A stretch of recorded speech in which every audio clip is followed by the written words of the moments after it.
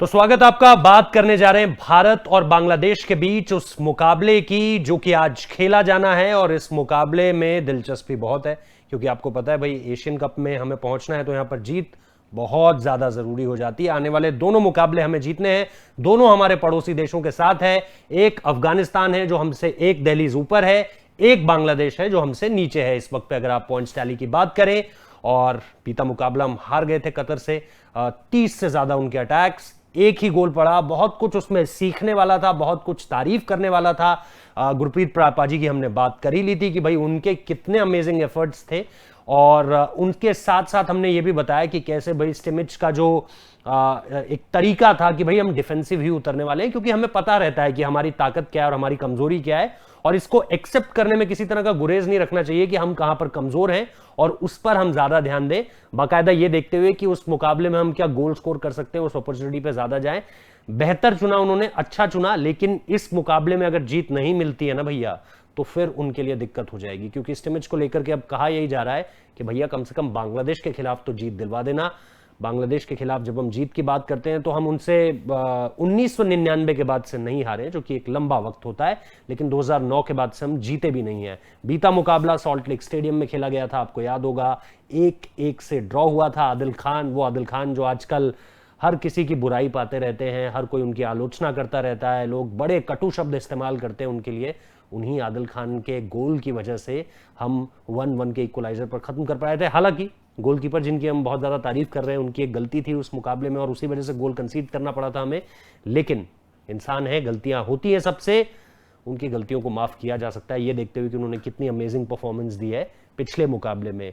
हमारे लिए किसी एक खिलाड़ी की अगर बात करनी बहुत ज्यादा जरूरी है इस मुकाबले से पहले, तो वो है हमारे सुनील छेत्री साहब, जिनका आप देखिए कि यार पहले क्वालिफायर मुकाबले में गोल आया था, उसके बाद से अब तक गोल नहीं आया है। और पिछली बार जब हम बांग्लादेश के खिलाफ ड्रॉ खेला था हमने, तो उन्होंने बाकायदा एक ट्वीट भी किया था जिसमें उन्होंने कहा था कि यार हमें पता है कि हमारी टीम अपने पोटेंशियल के हिसाब से नहीं खेली, हम और बेहतर खेल सकते थे, हम रिकॉर्ड अपने फेवर में कर सकते थे और हम नहीं कर पाए। इसके लिए उन्होंने निश्चित तौर पर अपनी टीम की जो बुराई थी उसको भी वो सामने लेकर आए। ये एक अच्छे खिलाड़ी की निशानी होती है कि न सिर्फ आप जिस दिन अच्छा करो उस दिन अपने बारे में बात करो, बल्कि जिस दिन आपसे खराब हो गया है कुछ, उस दिन के बारे में भी चर्चा करो। तो सुनील छेत्री का वो ट्वीट उस दिन बहुत दिलचस्प लगा था। और उसके बाद से अब तक टीम इंडिया जो है यहां पर, अभी हमें पता है कि भाई एक भी जीत हासिल नहीं कर पाई है। 3 मैचेस आपने ड्रॉ खेले, शेयर किए हैं पॉइंट्स।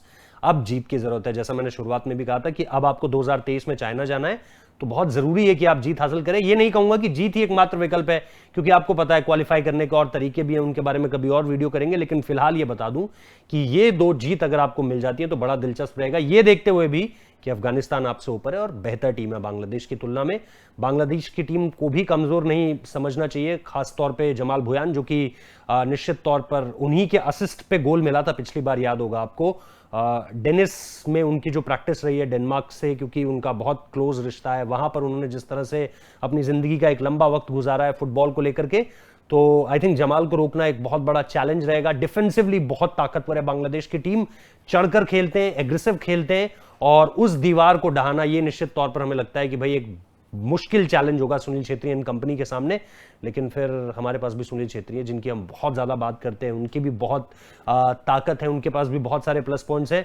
प्लस आपको देखना पड़ेगा कि आप एक जो अनिरुद्ध पे अपडेट था वो ये कि वो कोविड पॉजिटिव हो गए थे, लेकिन शाम को ही मेरे एक मित्र बता रहे थे कि वो जो है वो टीम के साथ अब जुड़ने जा रहे हैं।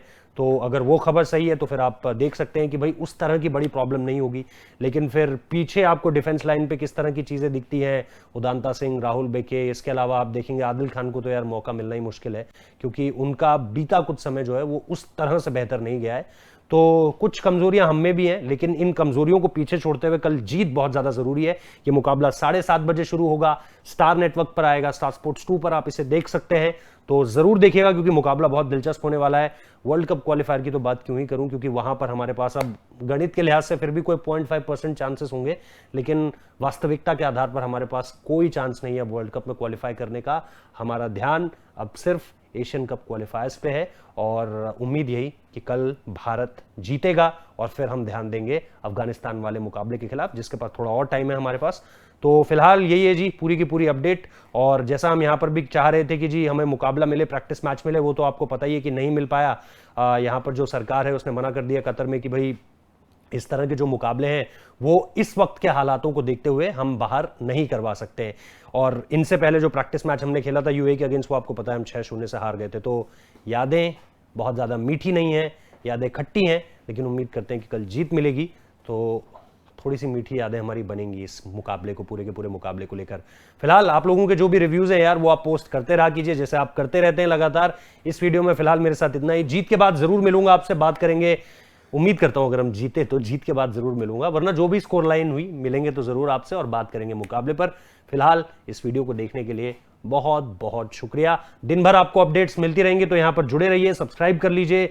ओलंपिक्स की स्टोरीज हैं, यूरो की स्टोरीज हैं, कोपा अमेरिका की स्टोरीज हैं, रोलन गैरो की स्टोरीज हैं, और क्रिकेट तो है ही। तो बहुत कुछ है आपके पास चुनने के लिए, इच्छा आपकी है। बहुत बहुत शुक्रिया।